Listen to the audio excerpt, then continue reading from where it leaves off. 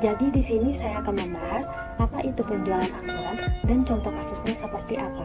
Penjualan angsuran adalah penjualan yang dilakukan dengan perjanjian di mana pembayarannya dilaksanakan secara bertahap. Pada saat barang-barang diserahkan kepada pembeli, penjual menerima pembayaran pertama sebagian dari harga penjualan. Sisanya dibayar dalam beberapa kali angsuran. Penjualan angsuran aktiva tetap adalah penjualan aktiva tetap seperti tanah, bangunan, dan sejenisnya yang pembayarannya dilakukan secara bertahap dalam jumlah dan waktu yang telah ditentukan. Biasanya, pembayaran angsuran ini mempunyai tata aturan atau persyaratan sebagai berikut. Yang pertama, adanya uang muka. Yang kedua, pembayaran uang tunai secara periodik sebagai pembayaran angsuran. Berikut contoh kasus untuk mendapatkan gambaran yang lebih jelas tentang metode pengakuan laba kotor dalam penjualan angsuran aktiva tetap. Pada tanggal 1 September tahun 2020, PT Daffodil menjual 5 unit rumah dengan harga pokok per kapling 100 juta rupiah dan dijual dengan harga 200 juta rupiah ditambah bunga 5% per tahun. Pembayaran angsuran dilakukan setiap semester 6 bulan selama 5 tahun atau 10 semester 10 kali angsuran. Uang muka 30% dan bunga dihitung dari sisa pinjaman. Pengakuan pendapatan dicatat pada tanggal 1 September 2020 karena diakui adanya terjadi transaksi penjualan. Dan untuk laba penjualan angsuran diakui hanya satu kali saja, dan pendapatan bunga diakui setiap jatuh tempo dan tiap akhir periode saja. Sesuai soal, maka periodenya per 6 bulan sekali maka bunga akan diakui. Jurnal yang dibuat pada tahun 2021 dan berikutnya sama dengan jurnal yang dibuat tahun 2020. Perbedaannya hanya terletak pada jumlah pendapatan bunga yang semakin kecil karena bunga dihitung dari saldo pokok pinjaman, di mana saldo pokok pinjaman akan semakin kecil karena adanya pelunasan di tahun sebelumnya. Nah, untuk penyelesaian soal tersebut, kita mulai dengan membuat jadwal pembayarannya. Buatlah tabel yang terdiri dari beberapa kolom, yaitu angsuran ke, tanggal bayar, bunga, angsuran, jumlah pembayaran, dan sisa harga kontrak. Langkah pertama, pada tanggal 1 September 2020, dicatat pada sisa harga kontrak sebesar 1 miliar rupiah, yang berasal dari total harga jual rumah, yaitu 200 juta rupiah dikali 5 unit rumah. Langkah kedua, pada tanggal 1 September 2020, disetor uang muka sebesar 300 juta rupiah yang berasal dari 1 miliar rupiah dikali 30%, yang kemudian dicatat pada angsuran dan jumlah pembayaran. Kemudian, dicatat pada sisa harga kontrak sebesar 700 juta rupiah karena 1 miliar rupiah dikurangi angsuran sebesar 300 juta rupiah. Langkah ketiga, masuk pada angsuran yang pertama pada tanggal 1 Maret 2021, dicatat pada bunga sebesar 17.500.000 rupiah yang berasal dari sisa harga kontrak sebesar 700 juta rupiah dikali 2,5%. Mengapa dikali 2,5%? Karena bunga dalam setahun sebesar 5%. Dan pembayaran angsuran dilakukan setiap semester, yang berarti dalam 1 tahun dilakukan 2 kali pembayaran angsuran. Jadi 5% dibagi 2 menjadi 2,5%. Kemudian dicatat pada angsuran sebesar 70 juta rupiah yang berasal dari sisa harga kontrak sebesar 700 juta rupiah dibagi 10 kali angsuran. Jadi PT Daffodil mencatat angsuran setiap semesternya sebesar 70 juta rupiah. Dilanjutkan dengan mencatat jumlah pembayaran sebesar 87.500.000 rupiah yang berasal dari angsuran ditambah dengan bunga, yaitu 70 juta rupiah ditambah 17.500.000 rupiah sama dengan 87.500.000 rupiah.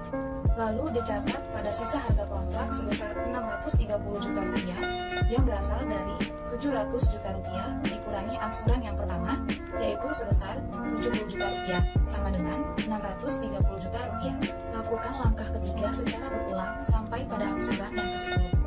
Jadwal pembayaran ini akan mempermudah PT Daffodil dalam melakukan pencatatan pada jurnal. Nah, selanjutnya kita akan membahas jurnal dengan metode laba kotor diakui saat periode penjualan. Nah, sebelum kita membuat jurnalnya, mari kita simak kembali schedule pembayaran angsuran yang sudah dijelaskan oleh Marcella sebelumnya. Pada saat penjualan 1 September 2020, harga jual rumah sebesar 200 juta rupiah dikali 5 unit sama dengan 1 miliar. Terdapat uang muka sebesar 30%, maka harga jual rumah sebesar 1 miliar dikali 30% sama dengan 300 juta rupiah. Lalu harga pokok rumah adalah 100 juta rupiah dikali 5 unit sama dengan 500 juta rupiah. Nah, berikut ini adalah jurnalnya. Jurnal pada saat penjualan 1 September 2020 dalam ribuan rupiah. Kas sebesar 300.000, piutang angsuran 700.000, terhadap rumah 500.000, dan laba penjualan angsuran 500.000. Nah, sekarang kita akan masuk ke ayat jurnal penyesuaian pada tanggal 31 Desember 2020. Pada ayat jurnal penyesuaian tanggal 31 Desember 2020, masih ada bunga yang masih harus diterima selama 4 bulan, yaitu dari tanggal 1 September sampai dengan 31 Desember 2020. Maka perhitungannya sama dengan 4 dibagi 12 dikali 5% dikali 700 juta sama dengan 11.667.000 rupiah. Jadi ayat jurnal penyesuaian pada tanggal 31 Desember 2020 dalam ribuan adalah piutang bunga sebesar Rp11.667 terhadap pendapatan bunga sebesar Rp11.667. Nah, yang berikutnya adalah jurnal penutup pada tanggal 31 Desember 2020. Jurnal penutup pada 31 Desember 2020 akan menutup rekening nominal ke ikhtisar laba rugi.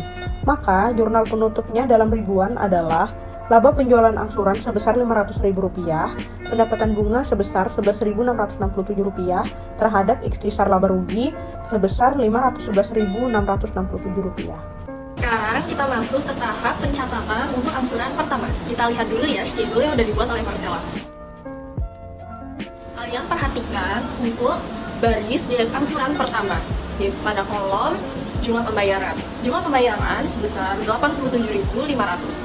Artinya, pada tanggal 1 Maret 2021, PT Davodil akan menerima uang cash sebesar 87.500. 87.500 ini berasal dari angsuran pokok sebesar 70.000 dan bunganya sebesar 17.500. Maka PT Davodil akan mencatat di sebelah debit cash sebesar 87.500 dan di sebelah kreditnya piutang angsuran sebesar 70.000. Tetapi pendapatan bunganya bukan 17.500 karena sebelumnya sudah dijelaskan oleh Sonia bahwa ada penyesuaian terhadap pengakuan pendapatan selama 4 bulan, yaitu bulan September, Oktober, November, dan Desember. Jadi untuk pencatatan pendapatan bunganya gampang aja, kalian tinggal kurangin 17.500 dikurang dengan 11.667. Jadi pendapatan bunga dicatat di sisi kredit sebesar 5.883. Seperti ini jurnalnya. Untuk pencatatan angsuran kedua, kita balik lihat lagi di schedule. Kalian lihat di baris untuk angsuran kedua di kolom jumlah pembayaran.